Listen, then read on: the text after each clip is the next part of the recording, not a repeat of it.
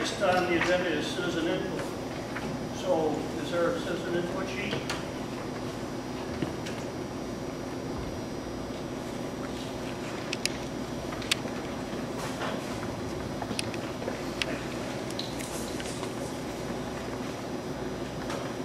Before we start with citizen input, I'd like to comment on an email that the board all received from Matt Kranick. And Matt Kranick specifically asked me to comment on 3 items, so I'd like to comment on those items for the record.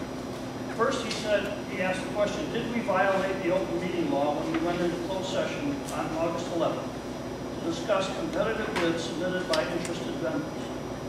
This was in regard to a contemplated employee morale survey we wanted to do. So we did talk to our legal counsel, and the closed session was contemplated, and the legal counsel says the closed session was contemplated under Wisconsin Statute 1985-1E to discuss the competitive bids from vendors that the board received, the number of vendors that the board would ultimately interview, and if the board decided to expand the initial list of vendors to interview, which one of the vendors would be added to the list. This would require a discussion of the comparative quality of each bid, and thus involve the competitive or bargaining interests of the district. Accordingly, he believes that the closed session was permissible under Wisconsin Statutes 1985-1E. So we feel that we were not in violation. Then, Matt asked me to summarize any topics or discussions that took place when we came back into open session on the 11th. And so I have our minutes here, our closed session minutes. And the minutes say, the board and the administrators discussed 1, compensation and salary of a specific public employee. We discussed compensation and fringe benefits of 3 specific public employees. We discussed the performance, employment histories of specific employees, and we discussed the details pertaining to the vendors and another superintendent of the competitive bid process for consultants regarding employee morale climate. Then the third thing that Mr. Kranick asked me to comment on, he said, after we returned from closed session, he asked us to create an audio recording of the open session. My feeling is if any taxpayer is interested in our comments or action after we return from a closed session, they're welcome to stay. But if any board member here feels that we need to do an audio recording when we come back into open session, we'll do so. So, how does the board feel? It would be a good thing to have on record. Audio recording. I have no problem with that. It wouldn't be bad. I guess let's record the rest of the minutes. Well, wait a minute. Clarify that. We do not record the rest of the minutes in the audio recording. It's used for transfer purposes only. After that, it's erased. Once it's transcribed, we do not store audio recordings of our meetings. Right, so this is a deviation from existing protocol, which we've done for decades. Okay. So we record it currently now. What, during the meeting? When they transfers it, when they deletes it. I think that could be of assistance when they have to take any notes that we do when you're coming out of closed session and have to transcribe those. That would be a fine thing to have on record. I would agree for transcribing purposes. I see no reason content of the audio have been written. I would be fine if we did afterwards, like we do the same thing. Transcribe. For transcribing purposes. Just that we're doing the same process. Yeah. We're not recording at the present time, so we will do that. Right. When we come back out of the session. Because the other thing is, one of the main reasons we do not store the recordings is we have to digitize the entire bunch. We have to keep the log history on those, and we have to keep it for cover these. Let's see, number of years, 7 years. Now we have to have a digital log for 7 years of all these reports. Live recording. We'll record, transcribe, and destroy recording, just as we do with our motion. The difference is we're not recording now when we come out of closed session. We will set that up. Transcribe, destroy. Well, that's because typically nothing other than a vote, a motion and a vote will happen, and that's notated by our clerk. And how people voted is notated.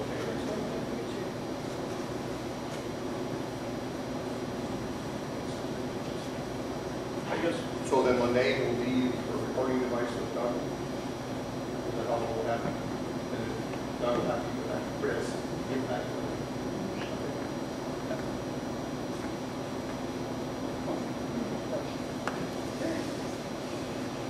okay. So then we do go on now to citizen input and Mr. Krennic.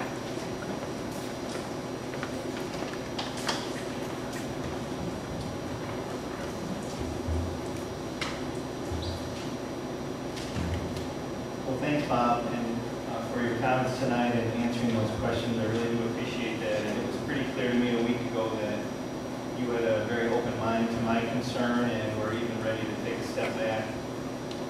Mr. Jensen, I'll keep my comments brief about your role in this. You, again, I think showed the community how you feel about it. I don't know if these now audio recordings after closed session, you come into open sessions, like it'll be a race to like destroy them right away, or I did request in the past and got get one recording of a meeting. I hope that if somebody still wants to get a recording, audio recording of the meeting, that that'll be available to the general public up until the time it is destroyed. Hopefully there's no race to do that. There's certainly not a problem saving them. It was even put on digital format for me, and I was able to take it home and listen to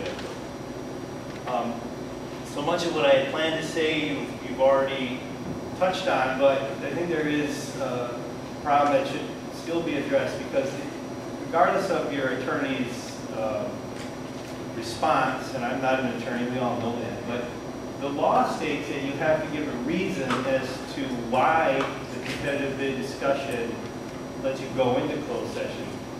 It doesn't, so my question, what isn't, I mean, I don't know what you're talking about in closed session, none of us do. So it's hard for me to have an opinion about what you discussed in closed session, whether it was legal or not. But on competitive bids, it's very clear. And I don't know if you've read the state's very short guidelines on open meetings, but it clearly talks about talk about bargaining interests of the district. That's why it's supposed to be an open session, because it's in the, well, it may not be in the contractor's best interest for someone to come to that meeting and hear about what is going on in these other bids. It is in the community's best interest. You're not supposed to protect that from us, because we're supposed to be able to hear it and then respond in whatever way we want, whether it's an email or coming to the board and talking tonight. So what I don't like is, we all know attorneys can be used for a lot of different purposes, and you can pay an attorney to say a lot of things, and the law is often subject to interpretation, and so attorneys are free to kind of tell you what you want sometimes, I worry, and I sure hope we're not spending taxpayers' dollars to have attorneys tell us a kind of a closed interpretation of the law, instead of what the open meetings law repeatedly says, which is the spirit of the law is to always err on the side of openness and transparency. So, the bigger picture is, I and many people in the community, we do want to know what's going on. We want to know why so many of our excellent teachers have resigned. We want to know what you're going to do so more don't resign. And I don't know what step you are along in the process of this, as you described it, employee morale investigation or whatever it is, but nobody knows anything about it. And if it's not protected by law, or if law doesn't say it should be discussed in closed session, then it shouldn't be. And if you're going to talk about specifically, if in the discussion, I've thought about, well, what in the world would need to be in closed session? So maybe board member A wants to mention how, well, remember this issue about this one employee, and they did this, and they're going to talk about something that could be a personnel issue or something like that. Well, then they have to just speak a little bit more general. Don't state the name. Don't state the school and the grade level or something like that, and you can get around that. Other boards meet in closed session prior to the start of the open session school board meeting, get some of that stuff out of the way. But we really are left in the dark, and I don't know who's got, feels they have a pulse on the community and all that, but it's been about 13 months, and at 50,000 page views on the website I do where there are the recordings, and tons of, 4,000 people apparently viewed the graph about the number of people resigning from the school district and this exponential increase, and people really want to know, and I encourage you to look for a interpretation from attorneys that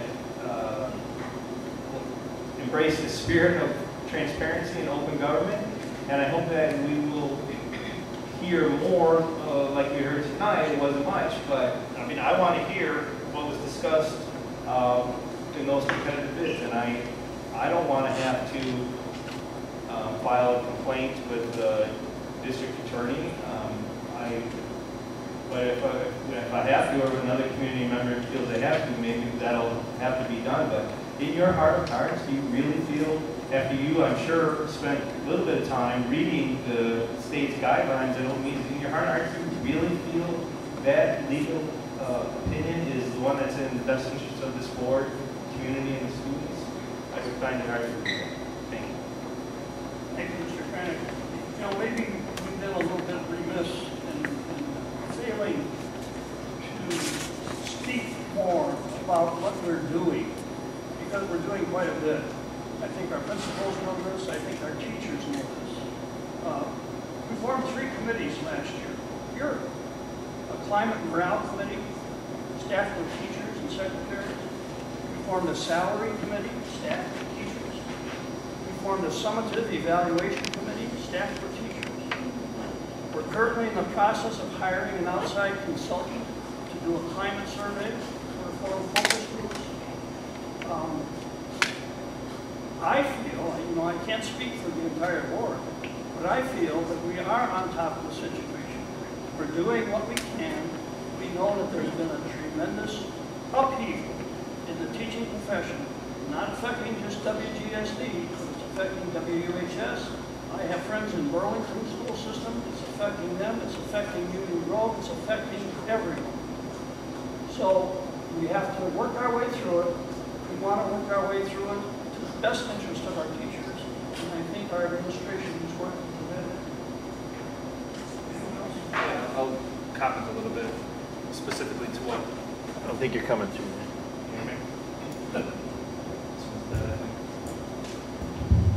Now we're good. I'd like to comment quick on Matt's, your specific concern in the closed meeting sessions we've been having in relation to the survey and what's being proposed. And I think initially in taking this step, it was because of very specific concerns by specific staff members, their thoughts, their feelings that couldn't be then shared in an open session. So those original first closed sessions were okay. These are the concerns. We discussed them openly amongst ourselves. What steps are we going to take? Okay, this is what we need to do, type of situation. And I think now, at least I feel, we are ready to pivot from it being very specific concerns to now addressing general concerns and beginning to speak about who we're going to look at, Right. who we plan on hiring, to conduct the surveys and things like that. So I think it's been kind of walking a fine line there a bit between those two things, talking about the specifics versus the general, like you mentioned. And I do think we're now ready to take that next step and start talking about this more openly, generalizing things. Because that's my thought of where we're at with it. You want to sum it up? It is one thing, Matt, because you named me specifically. I just want to say one thing. Obviously, I'm not an attorney, you're not an attorney. but when You're not coming through. Yeah. Matt, I was going to say one thing, because you named me specifically. I'm not an attorney. I don't portray to be one. You're not, and you said that, you stated that. But when you come in and make an accusation that somehow we're acting illegally, was what you said, and secrecy, I take that as a attack on the board. If you have a direct thing that you want to state it that we've done something illegal, take it to the district attorney, But the issue is that you try telling everybody that will watch your site that somehow we're acting differently than anybody else. I don't believe you go to any other board meetings in the area. I'm on another board. Every board in this area does closed sessions identical. We don't do anything differently than any other board. We don't act secretively. We act as openly as possible, but you don't have the right to hear what's done in closed session. And I know you want to be in that discussion, but you're not on the board. You can't be in that discussion. So you have to assume that people that are voted in are going to do their best for the district. There's nothing I think anybody on this board wants more than to have satisfied people working for them. So to that end, we'll try to work that way, but Bob's 100% correct. There's a lot of school districts and upheaval right now. There's a lot of teachers that have figured out that, hey, by the way, I can move to a different area. There's no such thing as seniority anymore. So East Troy is another one, big upheaval. But apparently you don't want to tell anybody else that. You want to try to focus on us and say we're secretive and we're doing something illegal.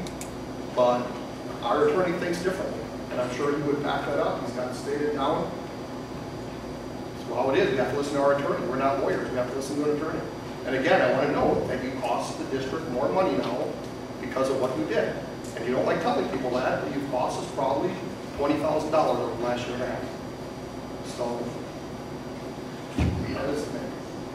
The only thing I wanted to comment on was even though other districts are losing, a lot of staff also, as a board, we have said to each other and want to make sure the community hears that it's not about what others are doing. We want to make sure that we maintain our staff and become a place that teachers want to stay at and feel trusted and valued here. And so as a board, that's what's driving us to make this decision to move forward with an outside agency. And we definitely understand it's happening in other places, but that doesn't make it okay and right. And we want to make sure that there is a difference here. And also maybe you can give us some insight as to what we can do to retain the people that we do have, that they don't move around like they are. So hopefully once we decide on this group that's going to do the questionnaire, it'll be very beneficial.